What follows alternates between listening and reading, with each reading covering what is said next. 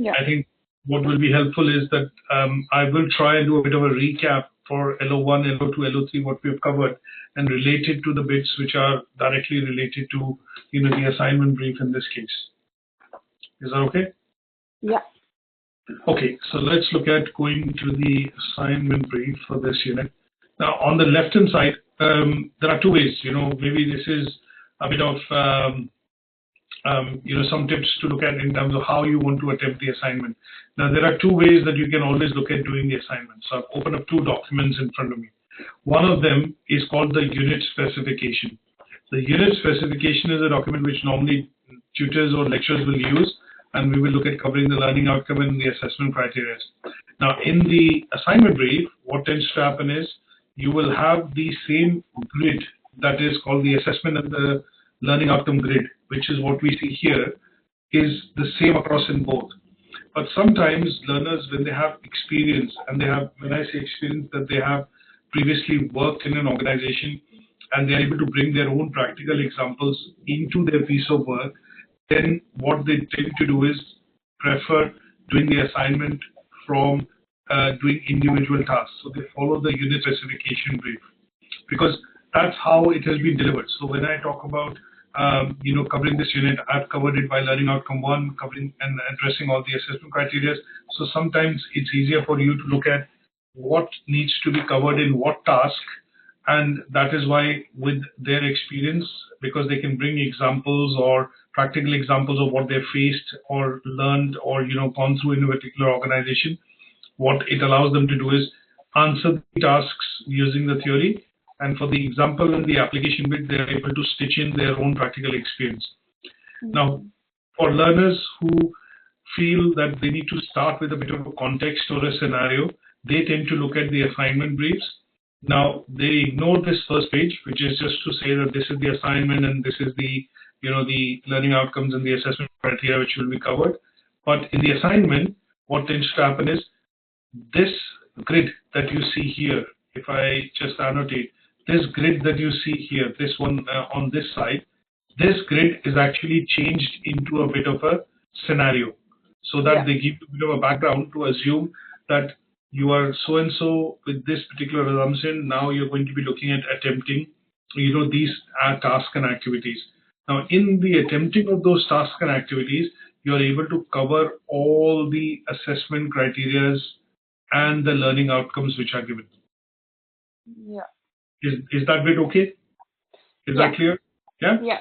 So depending on which one you find easier, assuming depending on your experience and you want to look at it doing it by learning outcome, or you want to follow a scenario and then do the tasks by using that scenario, you will basically start off the assignment.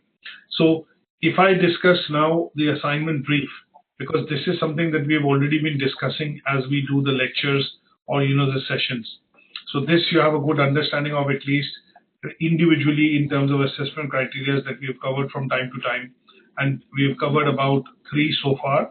So the 4th one is something which is pending that we will touch base after we do the discussion on the assignment brief. Is that okay? Oh, so we did that. I'm not too sure because I can look at the recording. If you've covered that, then that's fine. We'll look at the assignment brief. Yeah. We did cover that, and we were just supposed to start with the contemporary issues today. All right. Okay, that's fine. So look at that recording and we'll get that across to you. So let's look at the assignment brief. Now, in the assignment brief, it is giving you a bit of a background to say that you're working as an HR consultant in a large, hotel, and the hotel director has asked you to, look into certain things. For example, the front office manager has resigned.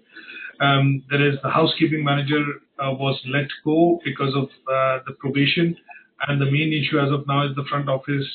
But that what the front office. So basically, there are a couple of management positions which are vacant, and these empty positions are creating some issues in the operations, day-to-day operation of the hotel as a company.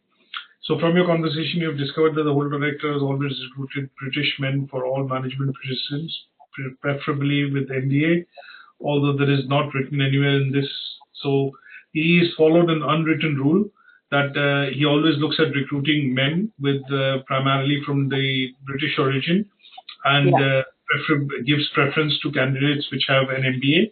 And this is not a written code or a written set of instructions within the HR manual or the the guidance, policies and procedures within the hotel. And he's also noticed is that the hotel director also insists that he alone be making the final decision. So as against in the HR department, when the interviews happen, you normally put the candidates through. If it's for a management or a supervisory position, you normally have multiple rounds of interview. But in this case, he is the sole decision maker in terms of making that decision. So, which could be a contributing factor towards why people are leaving. Maybe the judgment in ensuring that candidates being shortlisted and joining the position might not be, they might not be optimum decisions, and that is where it is happening. Now, after consulting the exit interviews, you found out. So basically, the first thing that you did as an HR consultant that you were brought into the company was that you did exit interviews with the guys who were leaving. So the reasons which came out in the exit interview are highlighted here in bullet points 1, 2, 3, 4. It says most managers left for better salaries, mostly in other industry. That means they changed from the hotel industry or the hospitality to a different one. Several also felt they were burnt out and were lacking motivation. So these are issues which are coming out. That means there was a lot of work, which meant that a lot of responsibility was shared amongst too little members of staff. And that meant that at some stage their work that they were doing was becoming monotonous, and they were lacking motivation because they were not able to give optimum performance because of carrying multiple responsibilities. Several supervisors and managers left due to lack of promotion. So they were not being promoted, they were not being rewarded. So there's an issue that you're picking up here is that there is no reward mechanism or reward kind of a strategy which is working within the organization.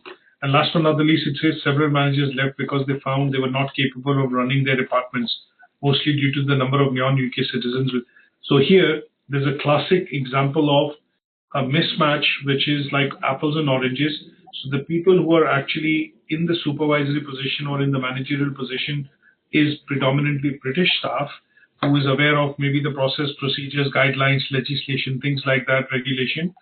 But the junior staff, which is working with that department, are predominantly non-UK citizens. That means they are not being given sufficient training and development to understand the rules, regulations, and legislation which are required to do their day-to-day jobs or the day-to-day function.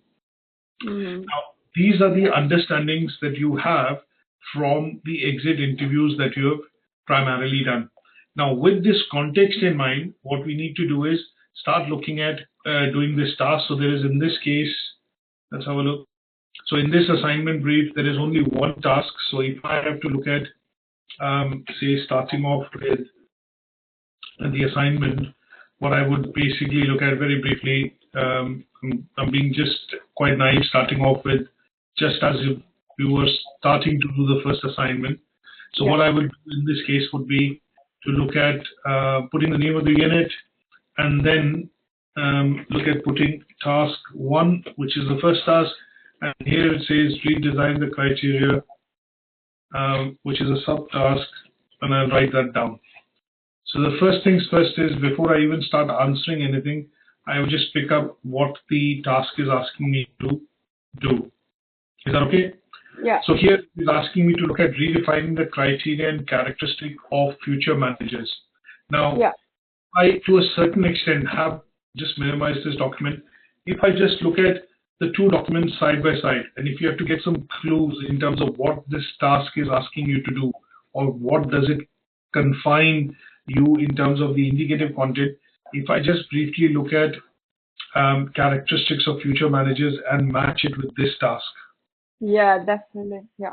So it says describe the criteria and characteristics required for effective leadership and management. So this task 1.1 actually conforms to task A in this activity. Yeah. And then it has two different things in it, if you see very carefully, because there are two different command verbs. One is characteristic and the other is redesign. So when you look at doing the assignment brief, using the assignment brief, what you will see is the activity will actually club a lot of assessment criteria which are given here into a minimal number of tasks, because always the awarding body will look at something called holistic. Now, what does holistic mean? That what they want to do is they want to see your overall understanding of the unit. So when you do the assignment, it is not necessary, if I have to look at it, that you have 1.1, 2, 3, so there are 3 plus 2, 5, plus 3, 8, plus 3, 11 tasks. But here, if I look at it, it's 1, 2, 3, 4, 5, 6, 7, 8, 9, 10. So there are about almost very similar tasks here, 10 or 11, but 1 or 2 tasks will combine the activities of the assessment criteria into one task. So here, the focus on the assignment brief is to look at your overall understanding of the unit and how you put this together in this context of the scenario which is being given. So first things first, if I just go back to the Word document, what I'm going to do now is here talk about the criteria and characteristics required for effective leadership management. Now, in my sense, if I have to do this assignment literally, what I will do is I will go into Learning Outcome 1. And in Learning Outcome 1, I will go down to the Assessment Criteria 1.1, which I would have covered. And that will give you an example of what we are looking at in terms of covering, for this unit. So here it talks about HRM functions in tourism and hospitality. So here, what I'm going to talk about is characteristics of the HR function. And what characteristics I'm going to pick up, I'll magnify the document in a bit. So characteristics of HR here would be starting off from this function. So you remember the thing that we discussed, which was regarding the key functions of human resources management department within the HR sector, tourism sector. And those key characteristics tend to be the 6 or 7 functions which the HR department actually does. And what are they? They do recruiting, they do training and development.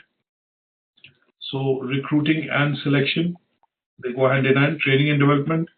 We also looked at reward and performance management.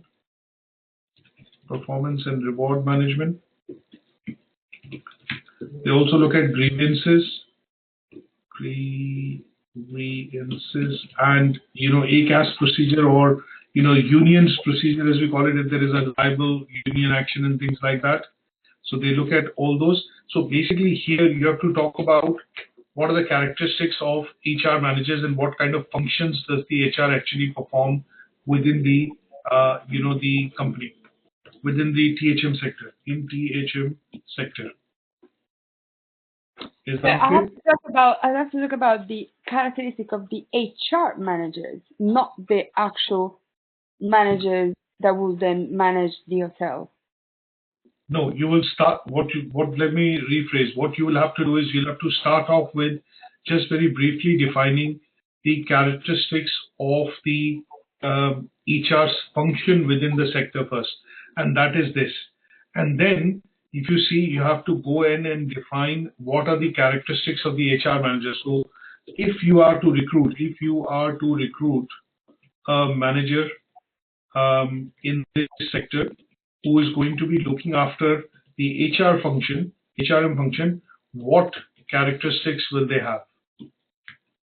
So in a way, when I say characteristics, what you're talking about is job functions of an HR manager. Right? So here you have to talk about, there are lots of people who work within HR, but the HR manager working in a telecom company might have a slightly different role than somebody who's working in the financial services sector, might have a slightly different role than who is working in the travel, tourism and hospitality sector.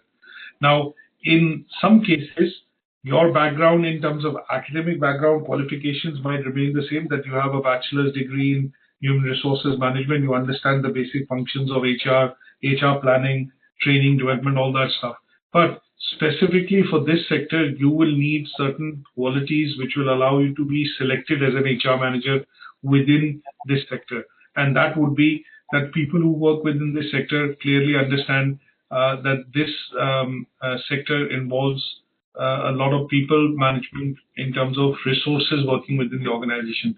There's a lot of focus and stress on training, because if you recall, one of the statements that I had made initially was that this sector spends the highest amount of money on training and development, which is roughly 3,260 odd pounds, as per the tourism, sector council in the UK. So you'll have to talk about certain key characteristics which make them stand out when they work within the HR within this sector. And this is something that you're looking at addressing. So in terms of job functions, I'm not expecting you to write 2 pages, maybe a couple of bullet points to say these are the key functions of HR manager in a hotel industry. So let's even forget talking about tourism and hospitality sector. Here we are very clearly concerned about that the scenario has been given that you're working in a hotel. So when you say job functions of an HR manager in a hotel, as simple as that. Let's keep it simple. So you're mentioning a couple of bullet points here, and those are the characteristics of the person working and taking care of the HR role within the hotel. Okay. Is that okay? Yeah. And then when it says redesign the characteristics of an HR manager, because from the exit interview, what you uncovered is some key points which are issues, which are areas of concern, and that is where it is leading to staff leaving the organization. So when I say characteristics, if I use another word, what I would do is basically simplify it into qualities. Is that okay? Yeah. So what are the qualities of an HR manager in this particular for a particular hotel manager who looks after HR? And then when it says redesign, so what you're looking at is, the negative points which have been highlighted here. So like when I elaborated, I picked up things like the salaries are probably not rising as commensurate to, so here what the point would be compensation. So if I look at salary, it is a normal word that we will all use, but when I use it in HR context, what we'll use is a word called compensation and packages. Compensation and package. So what you're going to say is that the company's compensation and pay package is not commensurate to what the industry is paying. So sometimes, if you recall, what HR managers also do is they participate in doing salary surveys. So what they do is they benchmark the salary and the pay package being paid to people within the organization vis-a-vis their competitors in the market.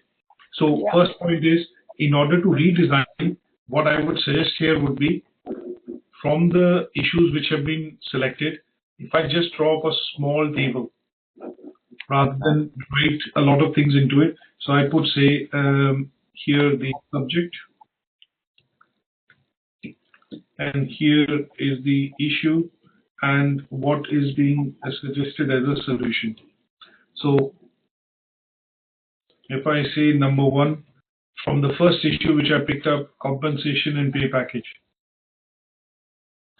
So this is an issue which is basically most managers left for better salaries in the sector. That's the issue. So your redesigning would be, the HR manager has to relook into the pay and compensation package for the managers working. Sorry, don't mind my spelling them quickly, typing that out. Working at one was the front office manager who's left, and the second, the person who is left is housekeeping manager. Yeah. So basically, what you're looking at doing is, as a consultant, you are going to give a solution to the company that this is a problem that I've unheard. That means I've discovered. And what I suggest as a solution to this problem would be that the pay packages of the people working in front office and housekeeping departments have to be relooked at and benchmark against what is the standard in the industry. Yeah. Second point that I would put up here in this, it is saying there is lack of motivation. So just say lack of motivation. And lack of motivation can come across because of various things, as we have seen in the first learning outcome. And this could be because of, reward. And compensation.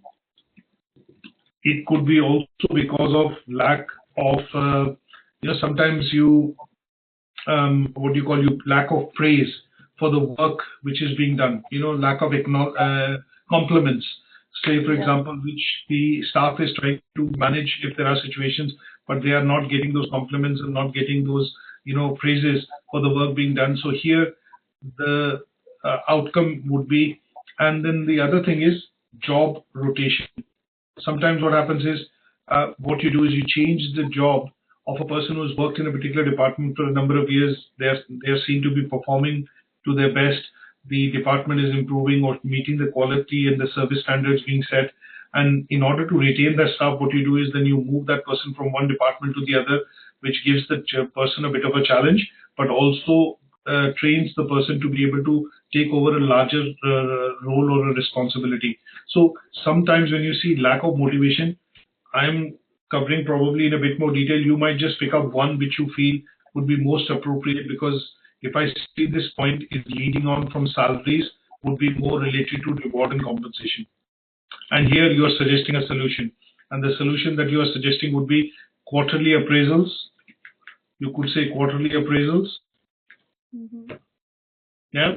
You could also say, for example, informal feedback sessions. Yeah.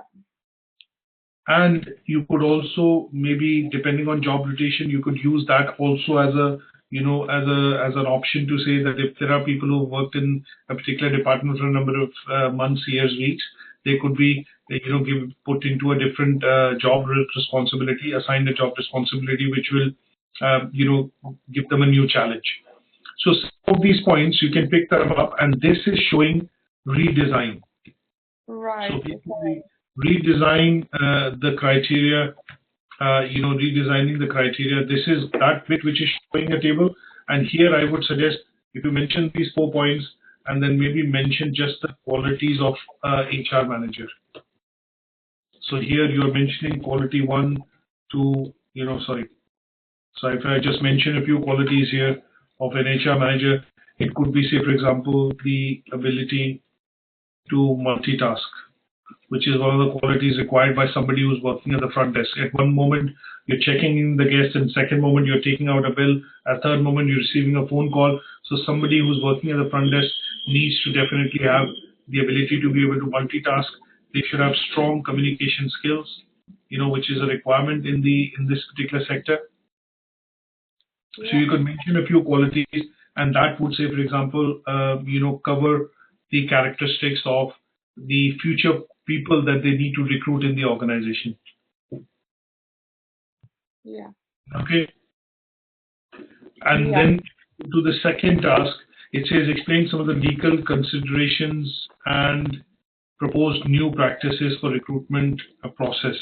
So here, the clear hint that you get is that this task is asking you to basically look at defining the legislation and regulation within the labor markets, and it is asking you to talk about the process of recruitment. So if I look at the process of recruitment here, so it is primarily related to learning outcome 1 itself, but what we need to do is talk about the process of labor markets. So labor markets here, when we say, you talk about things like you can pick up 2 or 3 legislations. One could be, say, Data Protection Act. It could be Equality and Diversity Act. It could be something like discrimination.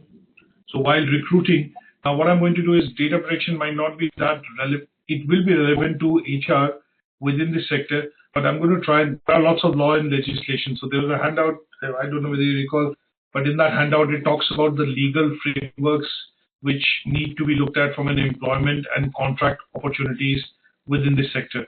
So when we look at that, what we are trying to basically look at bringing out is a couple of acts which are related absolutely to this particular sector. So things like Minimum Wage Act, in terms of minimum wage. So that needs to be brought out. So here what we are saying is, as an HR consultant, I would probably do a bit of a verbatim to say that when it talks about explaining some legal considerations, you're saying in order to cover some of the legal considerations, I would be looking at defining some of the key legislation which the HR managers have to follow while recruiting or during the process of recruitment. And these legislation would include a couple of things. So here you are writing maybe, if I just do a quick search on Google, maybe 3 or 4 lines with regards to what is the Data Protection Act. Mm-hmm. So if you cover, say, for example, a definition like this or a definition like this, that would be good enough.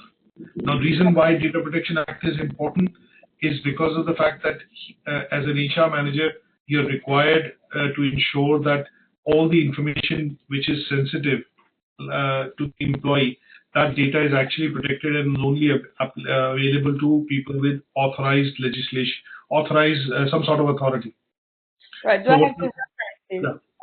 Sorry? Do I have to put where I'm taking this from? Yes, you'll have to reference this, obviously. So here in this case, you would probably put Wikipedia, or I would put .gov.uk website. Yeah. Is that okay? So here, if you cover 3 or 4 legislation, that would cover examples of some legal legislation which you have to consider when you're working as an HR manager. Is that okay? Yeah. Now, new practices for recruitment. Now, this will be a second, paragraph or a second topic which will talk about the recruitment process in HR. And this recruitment process, now when it talks about new practices, right? Now, if I just quickly relate to what is new practice. So when I say new practice, in the olden days, the practice was that people will put out an advert in the newspaper, post it on the job board, and that would allow the process of candidates starting to apply for a position.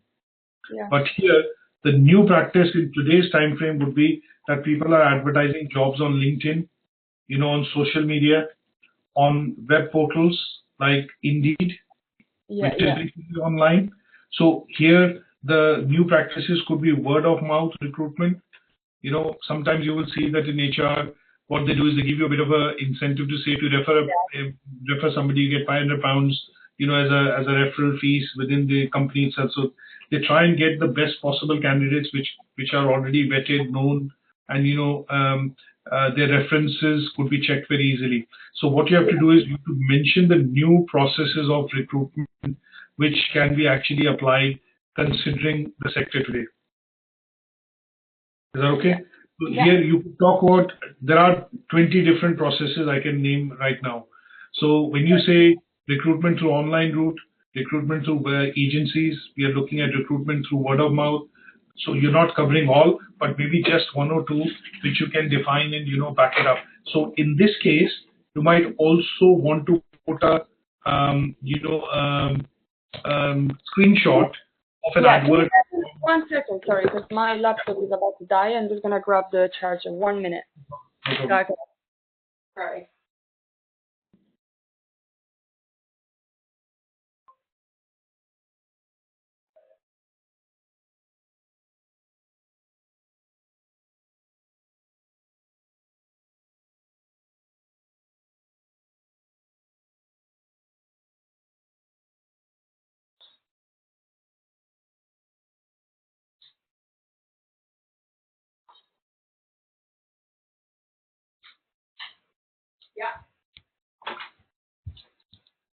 Right? Sorry, I'm here. Yeah. Sorry, I couldn't find it. And if I just do quick, rather than list it out in detail, you could write maybe 1 paragraph, and then maybe if I do a recruitment process, I think in one of my presentations there would be a slide like this in probably learning outcome 2.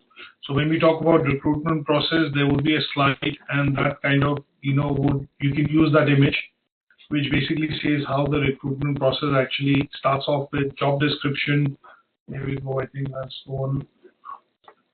HR. Just with a diagram type of thing. Yeah, something of that sort. It basically says, how do they look at going out and putting an advert? But it starts off with, for example, if here we look at the recruitment process, source of recruitment. So today there are internal and external. External, you have so many press, educational institutions, placements, agencies, contractors, and then how does the process actually work? And here what we are looking at doing is basically defining the new forms of recruitment, which are primarily happening through social media. You're looking at website and portal agencies, and the whole process starting off with something like job description, putting the job advert out, and then once you start getting the the CVs, then you are in the process of then at some stage getting into selection. So anything that you look at in terms of the process that you're looking at from writing the job description up until receiving the CVs would be defined as the recruitment process. Right, okay, perfect. Okay. In the third task, it is saying explain the commonly faced issues by HR managers within the industry. Now, there are lots of commonly faced issues. When I say lots of common issues, what are the common issues that we discussed that you face within the department? So one of the things it is giving you a clue here is that there's a burnout happening and lack of motivation. So that gives you an indication that there's a lot of employee turnover which happens within this sector. So what are the common issues apart from that you can think of that we've covered? Well, the fact that is an industry that has like long hours. That is correct. So long hours is one of the big issues that you get to see in this in a hotel, because sometimes you shift. If somebody is not turned up, your manager would say, "Would you do an additional shift?" And that 8-hour shift turns into a 10-hour, 12-hour, 14-hour shift. Yeah, working on holidays and. Absolutely. So here in this task, what are the common issues. So common issues, if you list a few. Yeah. If you list a few issues, so for example, things like what we talked about was long hours, long hours of working. You also talk about, say turnover, staff turnover. Yeah. High staff turnover. You mentioned one other point, what was the other point that you mentioned, which was relevant? Working like bank holidays and. So working, unsociable hours or something. Working unsociable hours. Yeah, that's correct. So these unsociable hours. So these are basically, say common issues which you are facing today. You could also look at, because one of the points mentioned here, if you say is non-British, and he looks at preferably looking at recruiting all British. So one of the issues could be discrimination that you could pick out just from the from the context of the scenario which has been given. So maybe explain one or two. One of the other things which I've seen is always there's a problem on productivity and standards, service levels, and that is a common issue because here retention. So if I say staff turnover, I would probably turn it to retention, and that would explain that point. In order to retain, because the manager that they continuously haggle on the fact that you're not that productive, you're taking too long to do the task, and that sometimes people end up leaving because they say enough is enough. I'm doing my best, but I'm not getting praise. But on the retrospective, I'm being kind of reprimanded in this case. So these are common issues that you have to look at. Now it says propose a new performance management system. Now this is something that we've covered in detail. There are two models that we covered. In terms of performance management system. So you can pick up one of the models from learning outcome 3 or 4, I think. And in this case, there is one of the models you can put in and probably, discuss that very briefly. Performance management, here we go. So why is performance management important? And then you can mention maybe one of the things like goal setting theory or expectancy theory to cover this point.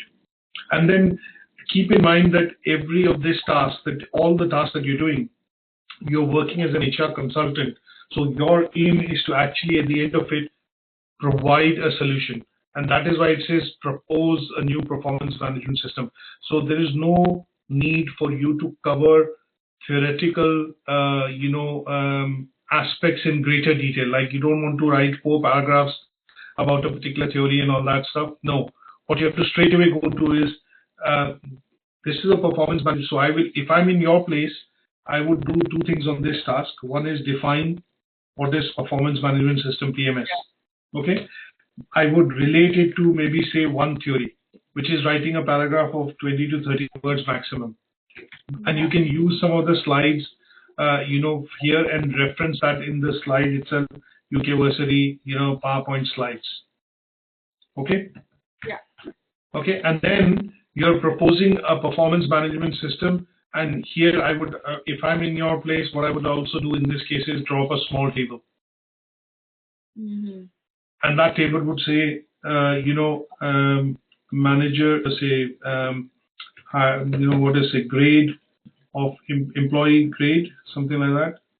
So I would say employee grades, and I would say here performance management system. So for people who are at the, I would say the front line or maybe the front desk, people who are that basic, entry level. So here the performance, primarily you define, for example, here would be employees at the front tier, right, which is primarily at, say, junior levels. Now here the performance would be performance appraisal. Yeah. Right? Somebody, say at the middle management level, or I would say, somebody with the supervisory level, you will add performance appraisal plus 360-degree feedback. You will also take feedback from peers and colleagues. Somebody who's at, senior management level. So here the feedback might, I would say performance appraisal and 360-degree feedback will come from here. Here you might not even have performance appraisal, but you might also have customer feedback. Mm-hmm. Right? And because management always works on certain objectives. They carry some qualitative targets. Things like increase in revenue, increase in market share, increase in terms of productivity, service level outputs. So here you could also include things like maybe they undergo management by objectives, MBOs, or it could be higher, higher order balance scorecard, higher order performance management techniques like balance scorecard. Yeah. So you're basically giving them a solution that, okay, here we go. Depending on the tier in terms of where you work, how you're placed within the hotel, I would suggest this is the performance management system which needs to be followed, for this task. Yeah. The next one talks about motivation strategies and propose a new reward system linked to performance management system. I would suggest you can club task D and E together. Okay. So if you cover the theoretical part in a bit more detail and write both of these tasks together, define performance management system, cover the theories, and towards the end, basically, you propose a new reward system. So here, I would suggest if you add on another column to the right. Okay. And that would mean that you could add here what is the reward system that you're proposed. So reward system proposed would be, so here it could be, say, simple incentives, which are monetary, like rise in pay on the basis of the, average rate of inflation, rise in pay. Here it will be pay increases plus a bonus. Yeah. Here it will be pay increases plus bonus plus maybe say stock option or shares, or maybe say, you can also say here in sometimes, there are also incentives which are given, which could be like holiday packages, training, so it could be pay rise plus training here. You could also, and all of these above will apply to the senior management. They would only apply to the senior managers or not? Well, I think in some cases, senior managers would primarily have everything applied.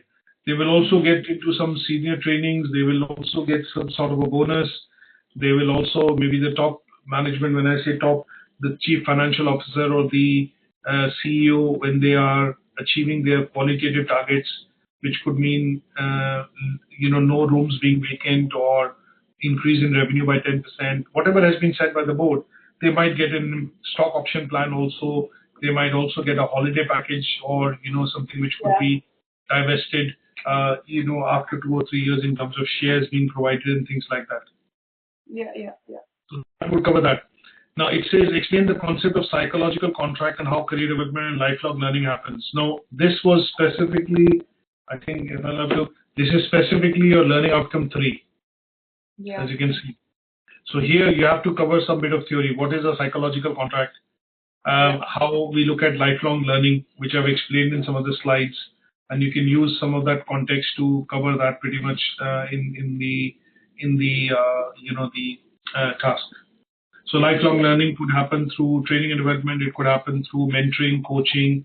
There are different ways depending on where you are again in the hierarchy within the organization, and depending on that, the lifelong learning can happen. It could be self-managed learning. We start off with that. The first one, which is SML, that we discussed. After that, you look at training and development, which the organization does. After training and development, some part of it could be apprenticeships, which the organization puts you under. Then it is coaching. Then it is mentoring, because mentoring tends to be long-term. Coaching tends to be short-term. So here again, you could drop a small table, because what you're doing is you're explaining the meaning of the psychological contract with an example, because it says explain, right? One other thing, just as developmental for you, Barbara, I don't know whether this maybe has been explained before or not, but I'm just going to open up quickly an email. I think that will be easier for me. I had some level 3-4 students which have given some feedback today. And in that, what I've done is I have basically mentioned, the definition of some of the key terms. Yeah. I'll bring that out. So if you look at what explain, what does it say? Let me just make the font a bit bigger. So if you look at explain, just as a topic, explain. What does the word explain mean? Explain means to clarify a topic by giving a detailed account of as to how and why it occurs. So if I relate this now to the context of what we are covering in the assignment, so it says the concept of psychological contract. So what you'll have to do in this case would be to start off with the definition and then explain with an example what is a psychological contract. So your writing should clarify the complex procedure of, or in this case, explain the complexity of what is a psychological contract. And that would include defining the key terms and with an appropriate, maybe an example. Yeah. Is that okay? Yeah. Now, I remember you sent me, or you showed me one of these, and I can't remember, I can't find it anymore, but there was a description of each word. It's called the command verbs. I can send that across to you. We've got that document which should be in the first generic section of the course. Mm-hmm. You log in, but I can send that over to you just after the session. So that document is quite handy if you have it, something which you can use time and again, because it is just 26 words. And I think in level 5, when you're doing the assignment, it's a combination of about 18 or 19 words in total that you will need to ever refer to as far as the command verbs is concerned. So that's this particular document. Yeah. Okay. So that's in the generic section of the course, but I'll email it to you just in case once we close this session. Sorry, let me go back. So next one, it says explain how different cultures might be motivated differently and how culture and behavior influences, behavior and attitude in this particular sector. So here, the key point that you have to pick out is, which is given here. He prefers British native people, but most of the staff which is working is non-US UK citizens. So there's a bit of a bias in terms of recruiting people which are British men for positions in management, but most of the staff working is non-EU or non-UK citizens. So what we have to cover here is look at discrimination, look at a bit of employee relations, and how this sector has diverse workforce within its working. So this directly relates to your learning outcome 4, where it says outline the significance of cultural diversity and how culturally diverse workforce can be managed. So that bit relates to this task here. Okay. So this is in learning outcome 4.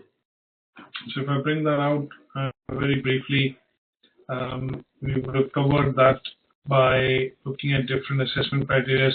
So if I go to 4.1, talks about some notes that are given here in terms of sometimes you will see that this sector involves the highest amount of people who work from outside the country, because you have shortages of staff in terms of attracting talent, because you need a broad-based kind of atmosphere and environment within this sector. So sometimes you see within the UK there's an extreme shortage of chefs. A lot of hotels have work permits which they look at now bringing chefs from outside the EU. So there are some points that have been given here which kind of explain why the staff needs to be from say from a bit of diverse culture. And these are the points which are given in the slides that you can actually use and cover them in the assignment. Okay. Is that okay? Yeah.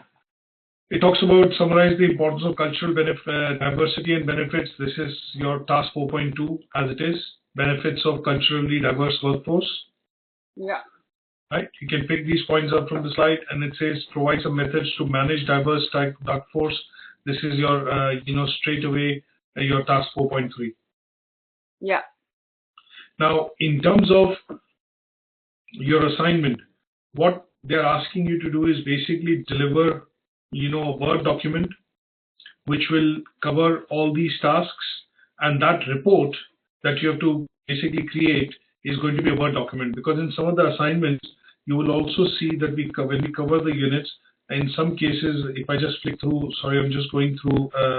So here, if you see in this particular unit, which is operations management, you will see that they're asking you to produce a 10-minute presentation for task 3, a blog article for task 2, and a written document or a featured article for task 1.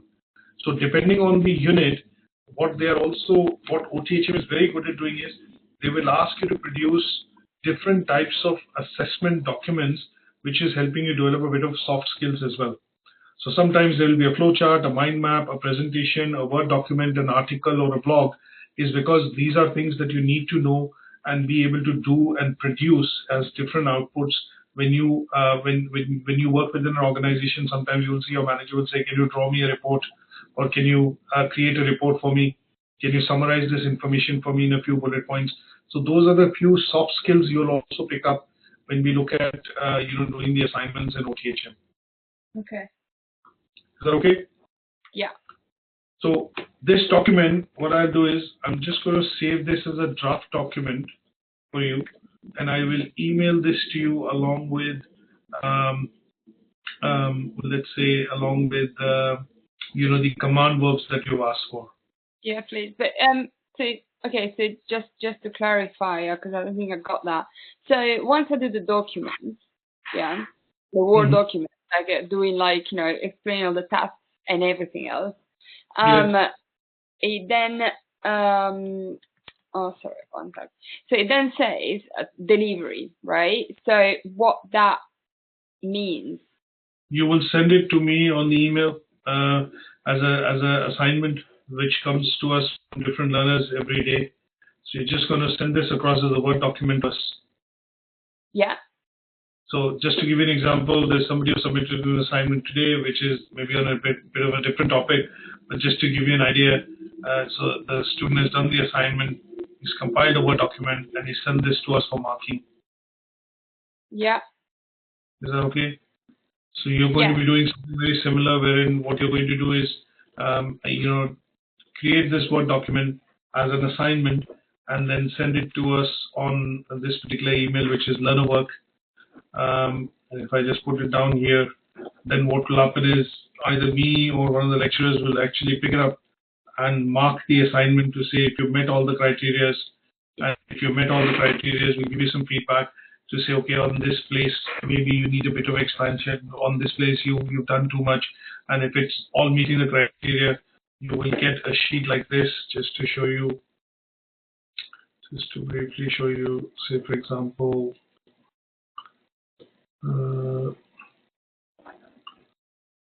just showing you one sheet. So if you do the assignment and it's been done okay, at some stage what will happen is you'll get a summative sheet like this, which will basically say for the unit, like this is Unit 6 HRM, it'll say you passed, why you passed, because we'll mention some comments next to it, and we'll sign this off, and I will clearly say that you achieved this unit, and we'll move on to the next one. Okay. Okay. There is something which I'll show you, which is this assignment front cover sheet. So when you log into Moodle, there is a generic sheet which I will also email you in any case, which is there, and that is a front cover sheet that you normally fill in for every assignment that you are sending. So you write your name, you have your registration number, the course name, the unit number, and maybe the word count, and then sign it electronically. All right. Okay. Yeah. So which basically says this is your own piece of work, and there's no plagiarism in it or things like that. And once we put this work for certification, we'll do a scan from the plagiarism software called PlagScan to see what work is plagiarized. We put the first page in, and then the work which has been produced by the learner actually goes in, as you can see. And we've made some comments on the Word document. As you can see, what I've mentioned is why you've met this criteria. So this is electronic marking. We no longer do what is called the paper-based marking, which we used to do 3-4 years earlier, but now we are all doing electronic marking because most of the work is made available electronically, to the awarding organization. Yeah. So okay, because I thought there was as far as I'm from what I read from the assignment, basically said that I have to discuss it, right? Yes. So I have to do that then. Absolutely, yes. What you have to do is, at some stage, what we've discussed today is the full assignment in terms of how you will go about doing it. So if you will email this document back to you, you can use maybe some part of the document that we've used and discussed, and you can kind of expand this out into a Word document which is going to look like an assignment that you're submitting.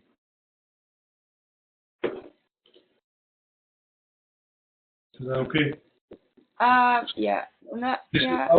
This is how you will submit an assignment. Yeah, that's fine. Well, I'm gonna work on it, and then if anything, I'll get back to you. But it should be absolutely fine. I don't think I've got it. This is a working, so don't worry too much about it. This is a working document. We have learners who will send in work to us. We give them a bit of feedback, and that feedback they will basically, again make some changes and send it back. So until this is finalized, and you are happy and I'm happy with this, that okay, this is working, this is not going to be put forward to the awarding body. So sometimes I put it this way, that if I've discussed this with you in a bit more detail today, obviously, we've gone through task by task, and I've shown you what needs to be actually done and how you need to prepare it. I'm 100% sure that you should be able to turn something around which will absolutely meet everything, and then the first instance will be a pass straight away. Okay. Cool. Okay. If it's not, for example, then in some cases, as I mentioned to you earlier, let me just close all the windows. And the reason I've done this with you is because if you ask me honestly, all assignments in the organization, when they come, I mark. Because what I want to be able to do is give you the guidelines to be able to meet the criteria of what the awarding body is asking you the first time. If you're able to do that, then you can follow this up as a process for doing all the other assignments for all the other units, whosoever is teaching you. And I'll give you a small example. This is a learner to which I've given detailed feedback today. And the reason why I've given this, she has done the first assignment, but what I've decided is I need to break the feedback down into 3 areas. One is I need to ask her to learn how to develop some best practices, things like how to format a document, make a table of contents. These are things which are going to be important if you're going to study further. Now, she's incidentally going to study nursing in October. The second is some of the work that she's done is quite brief. So what I've said is focus on command verbs, because if you understand what is the meaning of the word and is asking you to do, you'll be able to do exactly what the task is asking you to. Then if you understand it, you'll do it exactly what the task is asking you to do. And in some cases, to help her and also to give her a bit of guidance, what I've said is, say for example, it was talking about how to review your own skills. So first thing, as I said, is you need to look at doing a SWOT analysis. And for SWOT analysis, I've given her a bit of a template. And then if she's looking at achieving a distinction. So in that case, what I said is once you've done the SWOT analysis, what you need to do is be able to look at, pulling out some of the skills which are required for you to be in the health and social care sector. So I've given another template to write some of the skills here. What does individuality mean? What does right, choice, privacy mean? And then I've also given her a bit of a handout to say, this is what you need to study to cover this. And this is only 2 pages. And then what I said is, if you want to achieve distinction, you need to prepare a PDP, and a personal development plan would look like something like this. So I've given her a bit of a template again. Yeah. And this allows her to understand very clearly that what the assignment is asking her to do. So if I show you the input of the assignment which was initially received and what I've sent back to her, it will be something that she will get a very clear idea of in terms of what needs to be actually done and where the improvement areas are. Yeah. I'll show you the assignment, which now this is how the assignment I've sent back to her. So I said, okay, do a table of contents. This is the developmental feedback. Write the unit name, put your name if you want to put in the header and footer, insert the word page numbers, make sure your headings are clearly defined, and then this looks like a proper document, which is an assignment. Yeah. Is that okay? So yeah, because she's starting to do the first one, that's the reason I've given her the feedback, which is as detailed as possible. Now this is not to discourage her, because this document is a Word document and a working document. So when it comes back to me, if I have to accept the change that she's done, all I'm going to do is accept the change, and the document will become a final document which will be presented for certification. So if I look at this, if I say accept all changes, stop tracking, as you see, this becomes a final document. Right. Final assignment. Is that okay? Yeah. Now, I also see it as a process that, if I am having to do this 3-4 times, then there is something which is missing. Either I'm teaching absolutely crap, or the person on the other side is not able to understand, and I need to maybe, again, do that process of maybe explaining the things bit more, bit more basic. Yeah. But I hope, the way I've explained, I hope you've understood in terms of how you will need to do this. The first time you do it, I think it's a bit of a thing that you have to get into and do it. But once you have done the first one, it'll become a straightforward process for you to follow through in terms of everything that you're doing going forward. Okay. Yeah. Sounds good. And I think the only other bit which I will mention is, I'm not going to take much of a time, but the reason why the presentations have been done in such a way that we address the criteria that you're looking at answering or covering is very important. Because if I look at a particular unit and I talk a lot of theory and other bits, then I'm going the university style, where if you had the luxury, you would have been studying in the university, teachers would do a lecture, they would say, go back and do your research, you pick up from books from the library, you develop your concepts and everything. But here the idea is a bit of a tailored delivery or a directive delivery, so that you know exactly what needs to be covered, it's concise, it's summarized, and then some of the handouts that you do get to see on Moodle would give you, additional concise summary reading, which you can also use in your assignment as long as you're paraphrasing them. You're not literally copying them, because when we scan them through plagiarism, what will happen is they'll get flagged up as saying that, okay, that's been taken from here or taken from there. Yeah. Is that okay? Yeah. So on this, if you see the last one, there are a couple of handouts like Learning Outcome 2. There's a handout on some of the learning outcomes or some of the key bits that I do feel are important, and some 6 pages would give you clear ideas of what are the challenges confronting HR managers, what are the issues which they are facing, and you can pick out some of these issues as long as you summarize them in your own in your own language. Yeah. So it might take you about, maybe if you sit down and do a concise reading, maybe 2 or 3 hours over the weekend, and you'll be able to finish the assignment. You're not looking at putting together anything more than 2,500 words. Okay. Right, which is about roughly 8 to 10 pages. If you write 150 words, 150 to 200 words a page, you're looking at about 10 pages to 12 pages maximum. Yeah. Is that okay? Yeah. Good stuff. And then tomorrow or whenever you have time, just also